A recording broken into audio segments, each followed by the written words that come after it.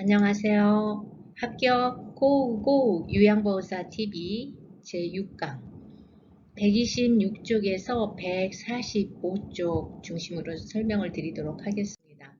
목차를 보시면요. 드디어 제2장으로 넘어왔네요. 요양보호 관련 기초 지식에서 노화에 따른 신체 심리적 변화와 질환, 첫 번째 노인성 질환의 일반적 특성에 대해서 살펴보도록 하겠습니다. 자, 노인성 질환은요, 단독으로 발생하는 경우가 드물어요. 그러면 어떻게 발생하겠어요? 여러 가지 질병을 동반해서 발생을 해요. 어느 한 질병이 발생하면 합병증이 생기기 때문에 여러 가지가 같이 온다는 것이죠. 예를 들어서 고혈압이 오면 동맥경화증도 올 수 있고, 동맥경화증이 같이 오면 고지혈증도 올 수 있고, 고지혈증이 오면 또 뇌졸중이 올 수 있고, 이렇게 여러 가지 합병증을 동반하면서 발생을 하게 되고요.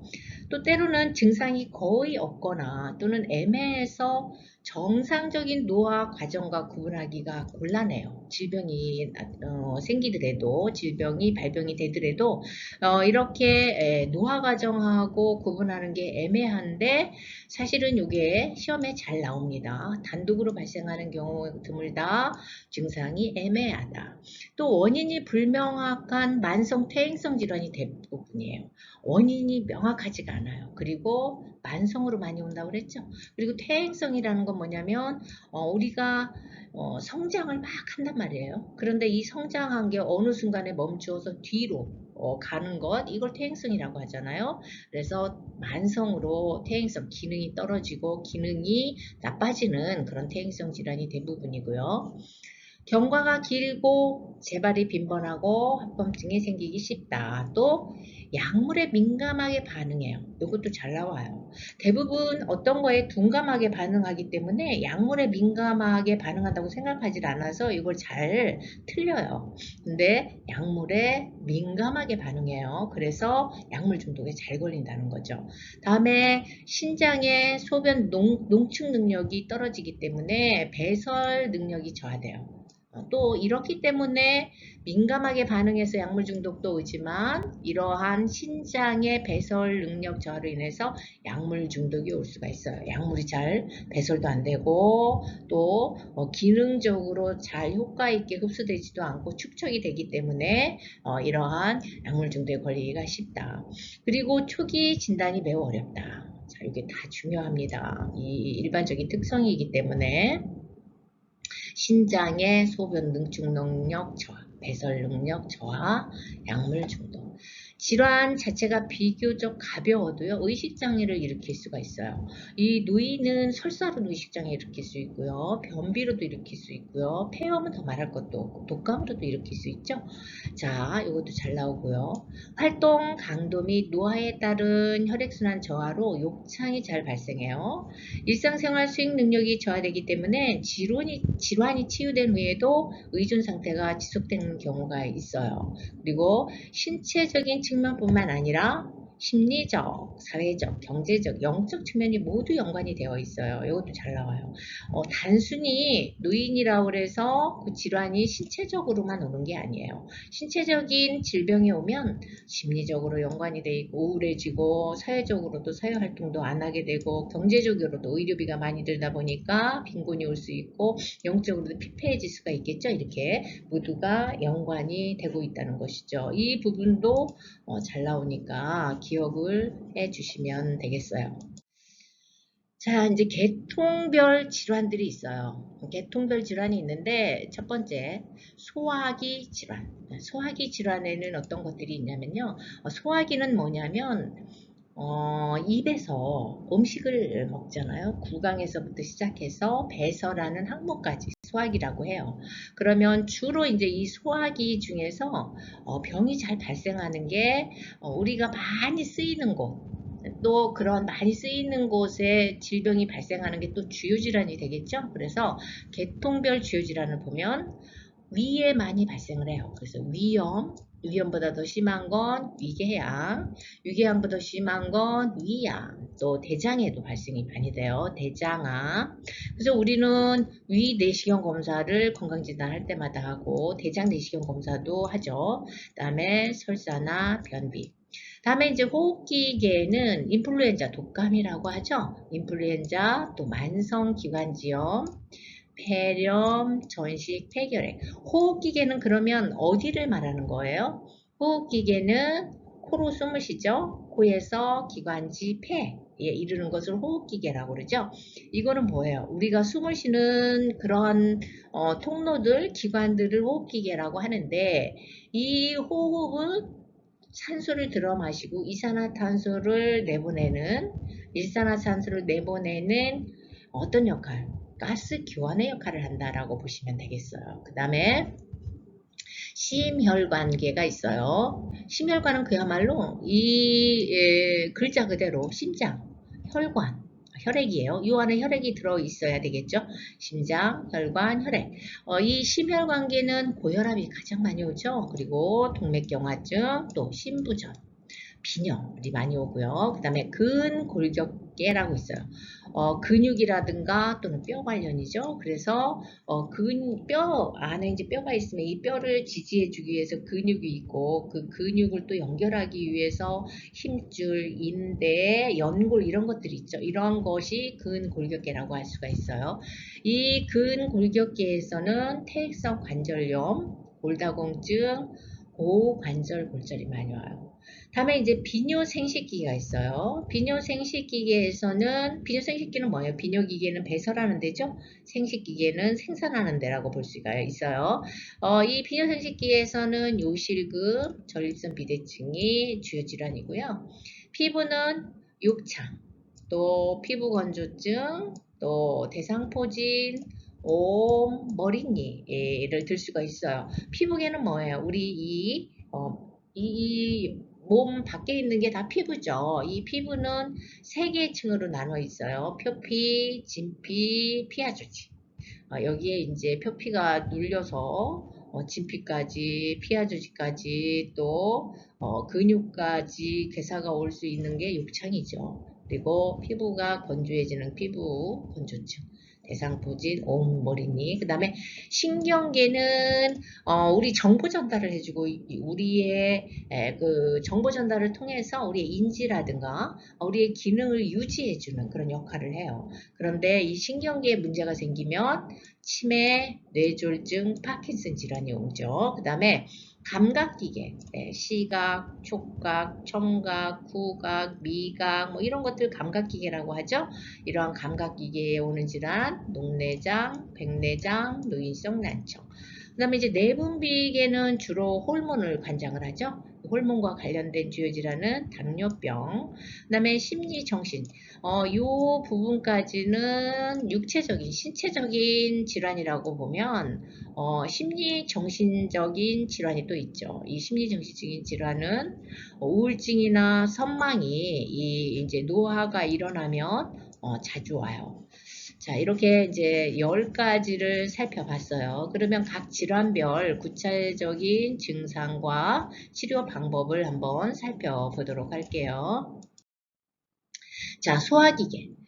소화기계는 말씀을 앞에서 드렸었죠? 뭐죠? 음식을 섭취하는 입에서 시작해서 신체 밖으로 배출되는 항문까지. 이거를 소화기계라고 하는데, 특성을 보시면은요, 맛을 느끼는 세포수가 줄어요. 노화가 일어나면 이 소화기계에. 그래서 후각 기능이 떨어져서 미각이 둔화되고요.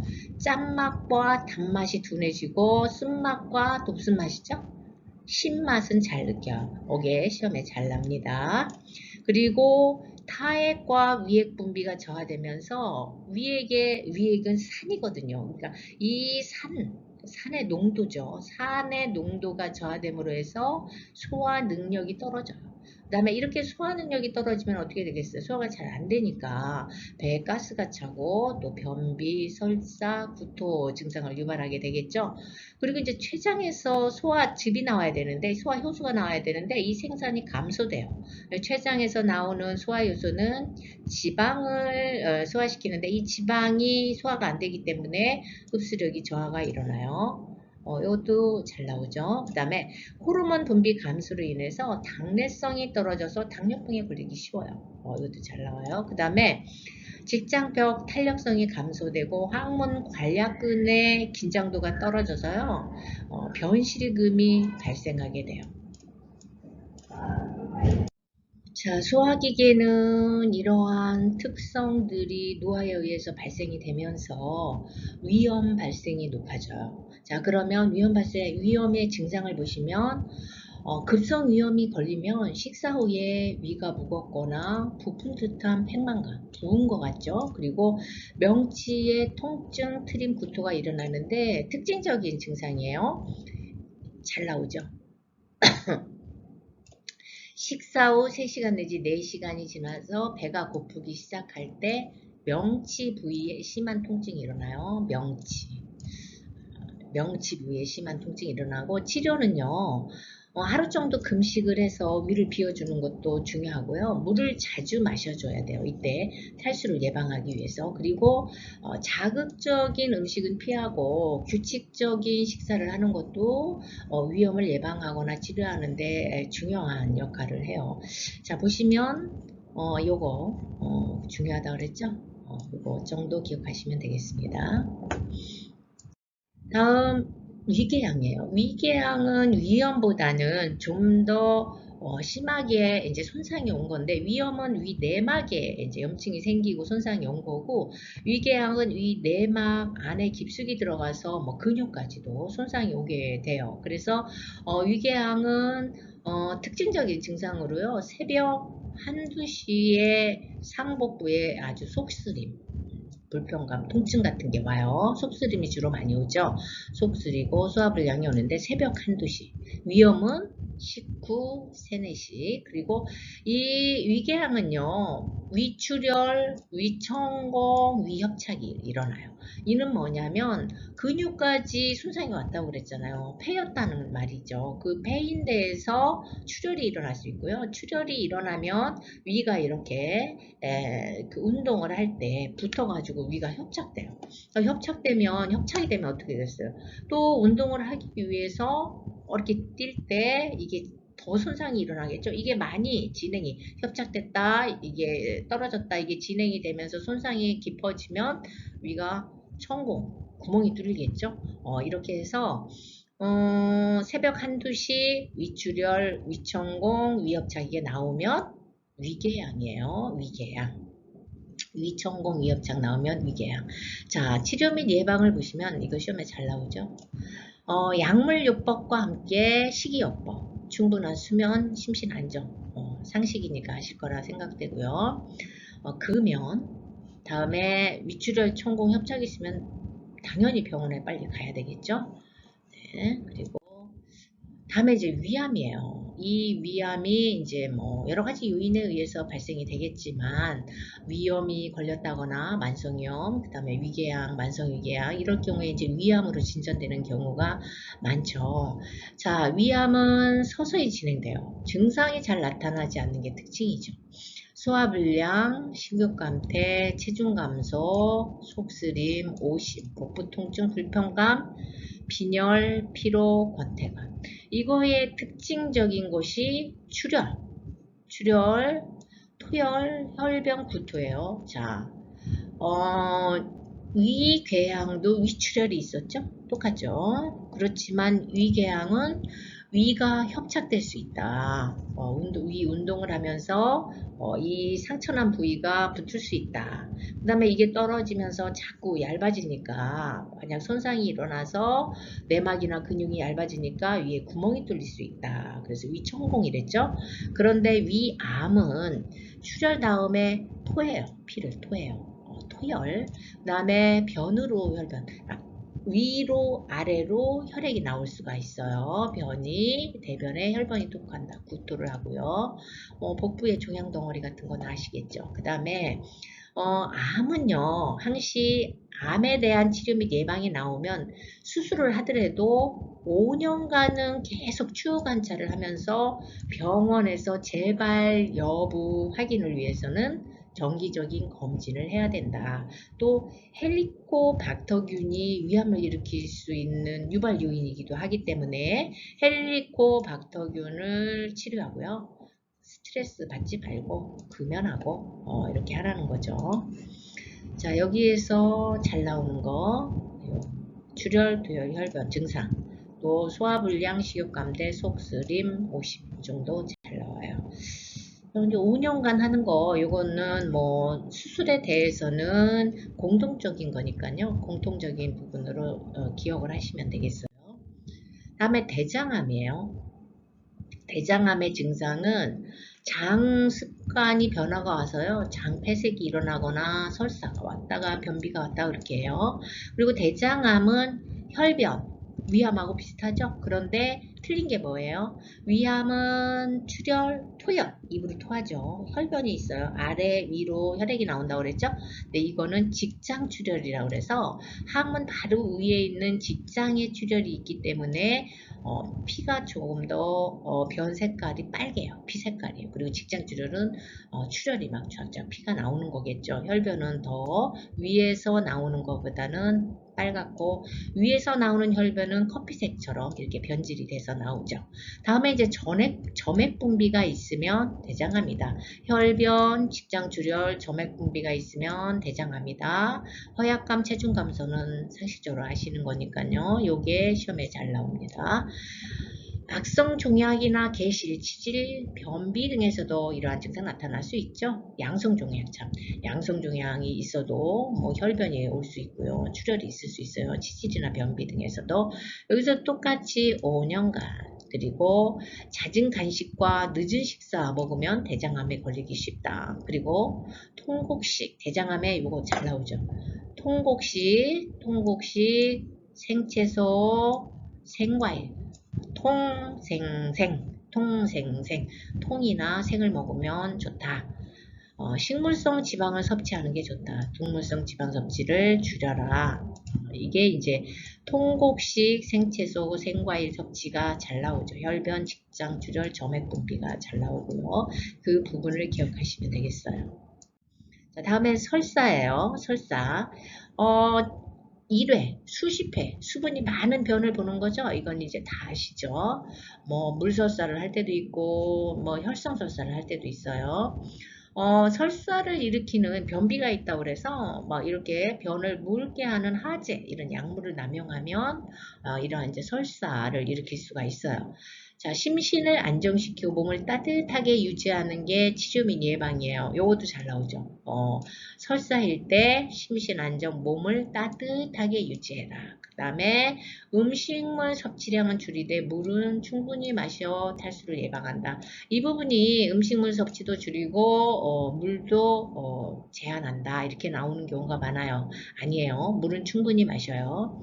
장 운동을 증가시키는 음식의 섭취를 피한다. 이 부분도 잘 나오죠. 그 다음에 지사제를 함부로 써서는 안 된다. 다음 변비예요. 변비는 설사에 비해서 변을 잘 못 보는 거죠. 그래서 위, 대장, 반사가 감소해서 이렇게 막 대변을 잘 만들어내지도 못하고 소화도 무시시키기 때문에 장운동이 저하돼서 일어나는 거예요.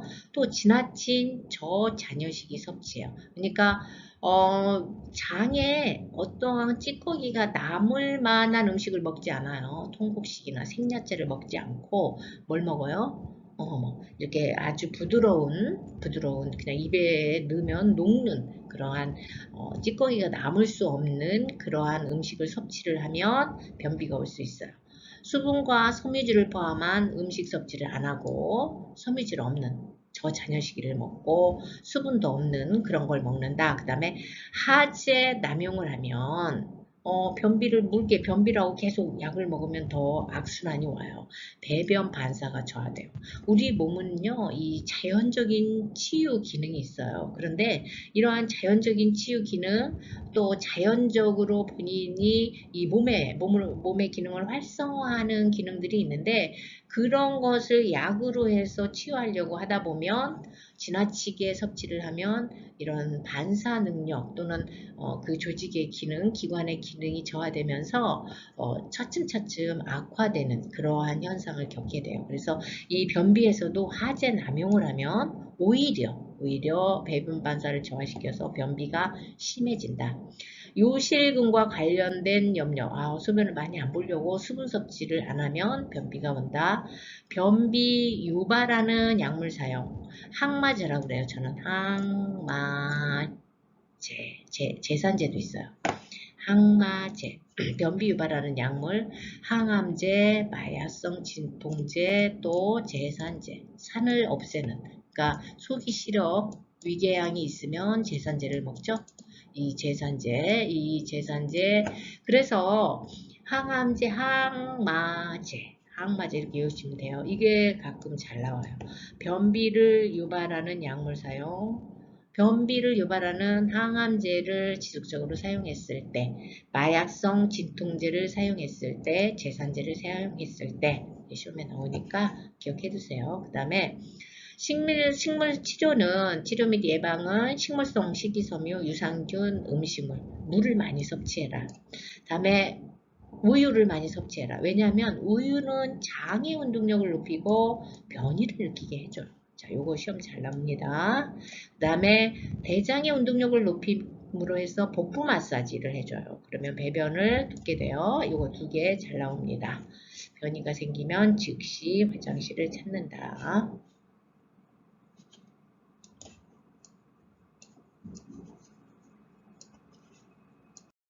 자, 다음은 호흡기계예요. 호흡기계의 개념을 먼저 보시면요. 공기를 폐로 전달하는 공간과 통로라고 그랬죠. 그래서 비강, 인두, 후두, 기관지, 폐로 이루어져 있다고 그랬어요. 이제 이 호흡기계의 특성을 보면 노화가 일어나면 폐포의 탄력성이 저하돼요. 우리가 노화가 되면 좋은 건 다 감소한다고 그랬죠. 그래서 우리 세포들이 있는데 폐에도 세포가 있어요. 이 탄력성이 저하되니까 어떻게 되겠어요? 호흡 근육이 위축이 일어나고 또 이제 이러한 호흡 근육이 위축되니까 근력이 약화되겠죠. 그래서 폐활량도 줄어들고 또 호흡을 많이 하면 피로해지기 쉬워요. 또 이제 기침 반사가 저하돼서 기침을 잘 못해가지고 이런 분비물을 잘 못 내보내서 폐렴에 걸릴 수가 있고요. 섬모 운동도 저하돼서 이러한 나쁜 미생물을 걸러내지도 못해요. 또 기관지 내 분비물이 증가됨으로 인해서 감염이 쉽게 발생하는 그런 특성이 있어요.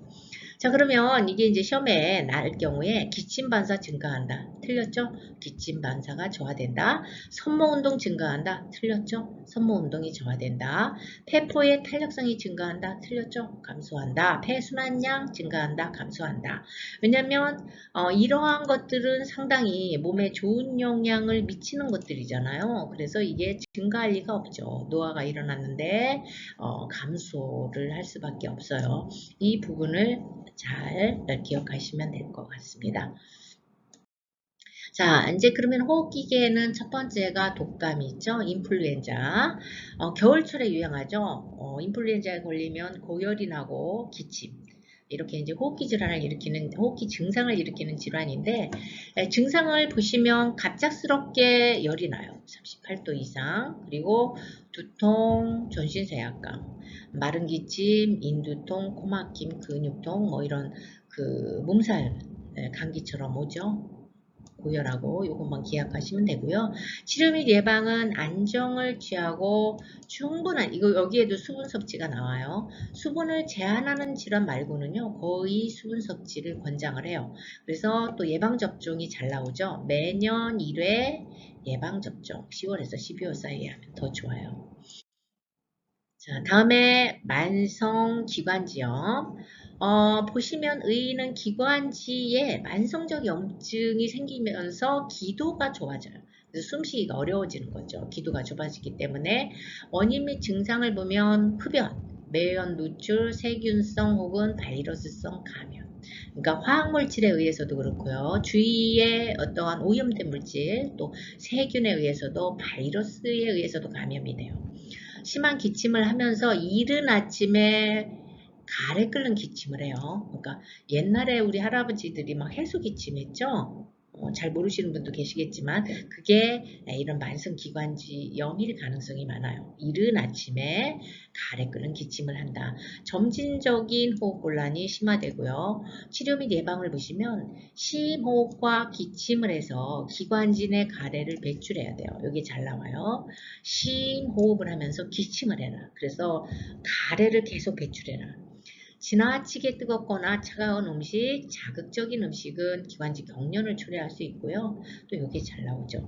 갑작스런 온도 변화, 차갑거나 습기 많은 기후에 노출하면 악화되기 때문에 노출을 자제해라.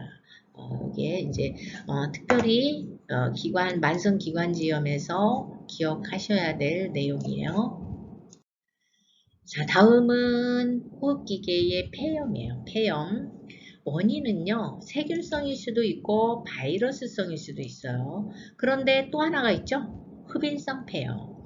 음식물이 또 이물질이 기도로 넘어가면요. 기관지나 폐에 염증을 유발해요. 이러한 음식물, 이물질이 원인일 수도 있어요. 증상은 감기 정도의 가벼운 증상일 수도 있고요. 또 고열, 기침, 흉통, 호흡곤란, 화농성 가래. 이게 이제 폐염이 나오면 증상 중에는 이게 잘 나오죠.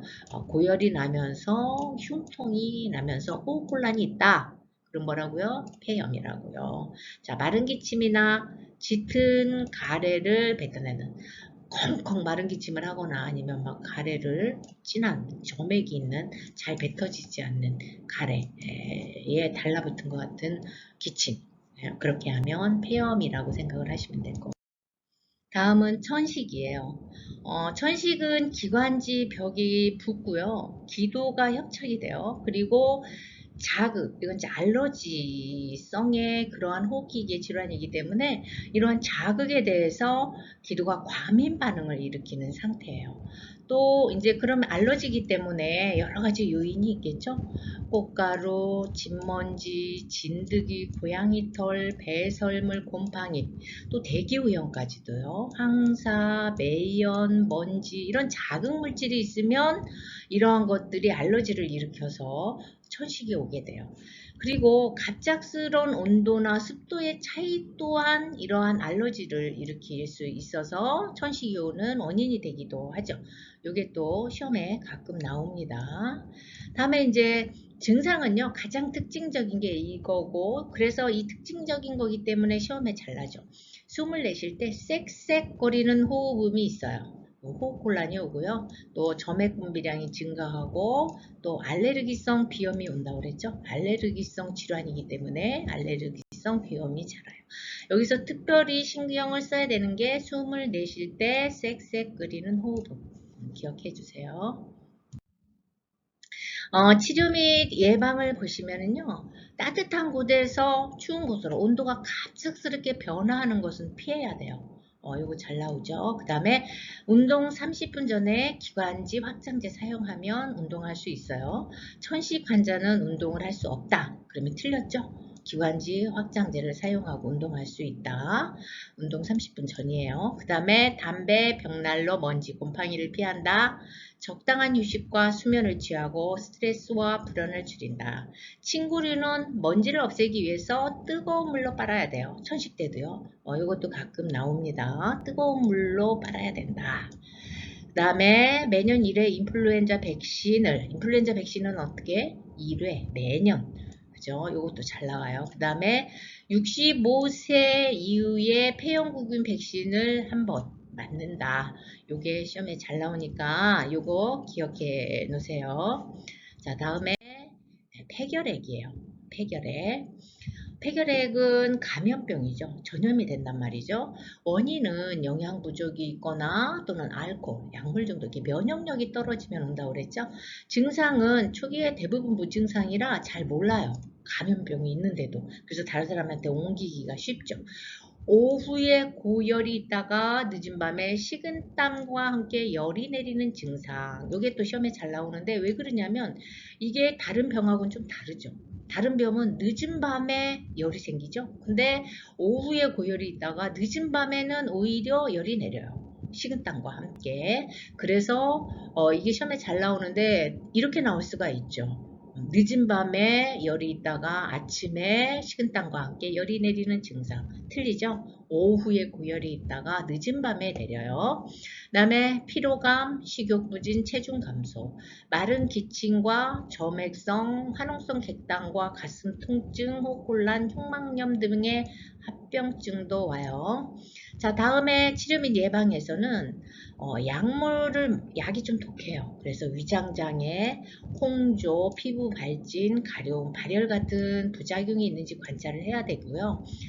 감염성이 있다고 그랬죠? 그렇기 때문에 흉부 방사선 촬영을 하고 가래 검사로 조기 검진을 할 수 있도록 해줘야 되는데 약의 양이 많아요. 그래서 치료 기간이 길어요. 그런데 이 결핵에서 특히 우리가 주의해야 될 게 뭐냐면 약을 중간에 끊으면 안 돼요. 그렇게 되면 내성이 생겨서요. 결핵을 더 악화시키고 또 치료가 안 되는 경우들이 많기 때문에 치료 기간이 6개월 이상이에요. 대부분. 그래서 6개월, 1년, 2년 그때까지 이제 치료를 하기가 지루하니까 약을 안 먹는 수가 있고요. 또 약을 한 2주만 먹으면 증상이 완화되기 때문에 안 먹는 수가 있는데 이거 잘 나오죠. 치료 이미 중단 금지. 그리고요, 우리가 이 방사선 치료나 가래 검사를 할 때 주로 내오는 게 뭐냐면 객단 검사하고요. 그 다음에 간 기능 검사. 간 기능 검사는 정기적으로 해줘야 돼요. 간 기능 검사는 왜 정기적으로 해줘야 될까요? 그렇죠. 약의 부작용 때문에 간 기능 검사와 객단 검사는 감염력이 있느냐 없느냐 치료가 됐느냐 없느냐를 진단하기 위해서 하는 거지만 이 간 기능 검사는 약의 부작용 때문에 정기적으로 해줘야 된다. 이게 시험에 잘 나오니까 특히 기억을 해주시면 되겠습니다. 자, 여기까지 호흡기계까지 끝냈어요. 다음 시간에 심혈관계부터 시작을 하는 그러한 설명을 진행하겠습니다. 수고하셨습니다.